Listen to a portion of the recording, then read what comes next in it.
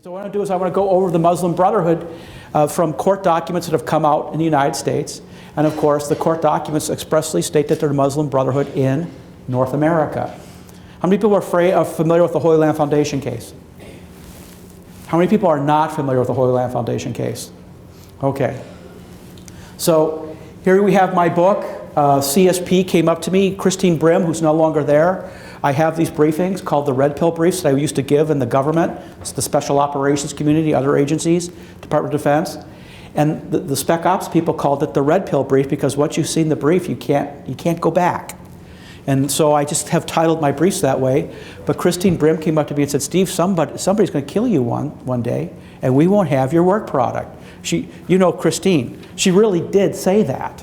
And so she said, could you please write a book?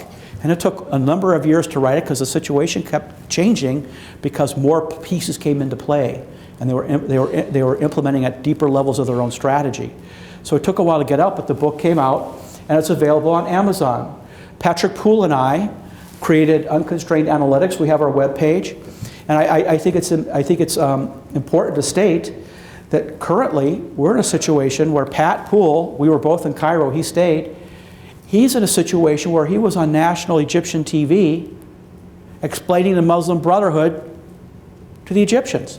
So I put this in here because this became the butt of the source of a conversation a lot late last night. So I put it in early just to show you that I'm briefing about the Muslim Brotherhood, and I'm doing it domestically, domestic Muslim Brotherhood. But alongside the Brotherhood penetration operation internally, there's an international operation that's being executed by the Organization of Islamic Cooperation. How many people have heard of that? Okay, it's the OIC. It is the second largest intergovernmental organization in the world. It is second only to the United Nations.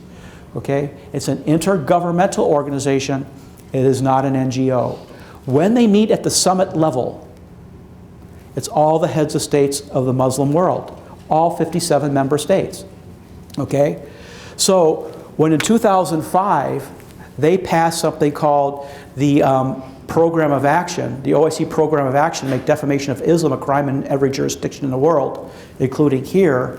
It was by the heads of states of all the Islamic countries, because that's who the OIC acts on behalf of. Now, historically, when a sovereign or somebody operating as a sovereign on behalf of a sovereign declares a right to change your laws, isn't that considered an act of war?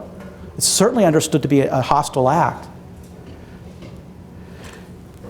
The IIIT, the International Institute of Islamic Thought, in the 1980s created the word Islamophobia. You'll have people argue that the word existed before then, and I'm certainly sure it's existed in some form or another, but the term Islamophobia as it exists today was put together by the IIIT, the International Institute of Islamic Thought, that was headquartered in Northern Virginia, and that phrase was adopted by the OIC. I want you to hear OIC for government people here or people who do policy, and I want you, I know I'm repeating myself, I want you to say not an NGO, but a state actor. Okay? You must understand that. Because when they adopted the term Islamophobia, you can go online and get their annual Islamophobia reports and find out they've created a collection effort to look at you for the things you say in this country, in the United States, in Europe, and create a plan of action to counter it. Now, that's considered a collection effort in the intel world. That's a collection effort, okay? So think about what it means if people know or they can recognize the OIC, but they don't define it. Everything I've said so far about the OIC is right off their webpage. There's nothing I've said that is remotely controversial. Why is this important? Because when somebody accuses you of Islamophobia, understanding that it comes from the 10-year program of action that manifests itself in two things, the Islamophobia campaign and UN Resolution 1618, okay, it means that somebody is demanding that you subordinate your free speech rights to a hostile foreign legal standard in your own country. That's a hostile act. And there's no possibility of this being untrue, excuse me. So this is not the final draft of the Resolution 1618. It's the final, it's not the final, it's not the document that went forward, it's the last draft copy. Why? They took certain language out of 1618 when it finally went forward. And here, Pakistan, on behalf of the Organization of Islamic Conference, draft resolution. So Pakistan, a member state of the OIC, submitted this.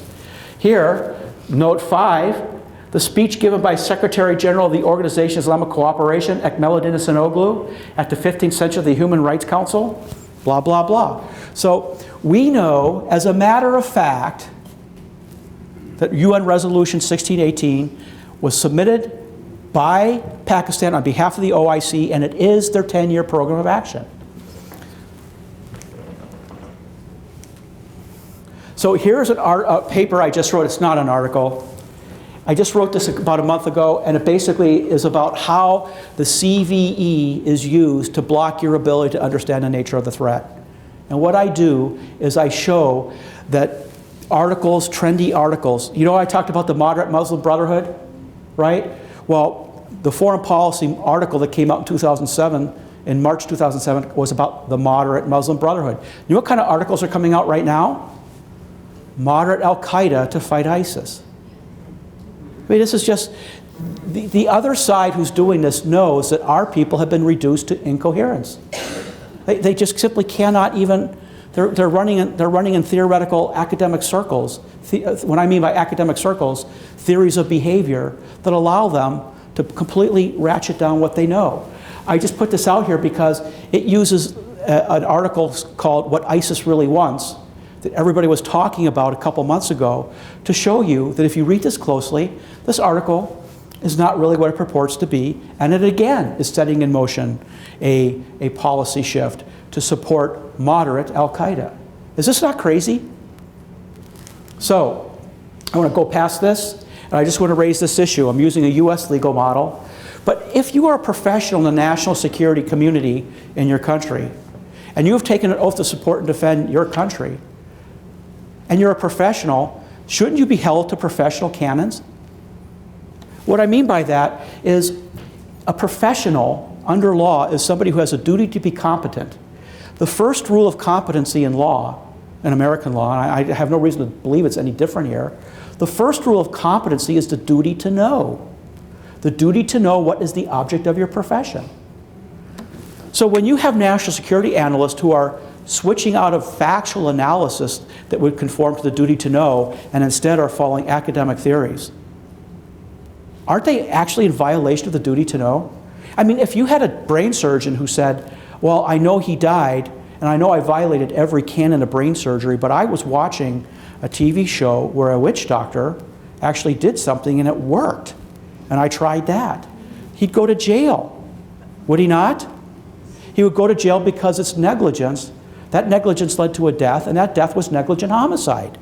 Why are we not holding our national security professionals to that same standard?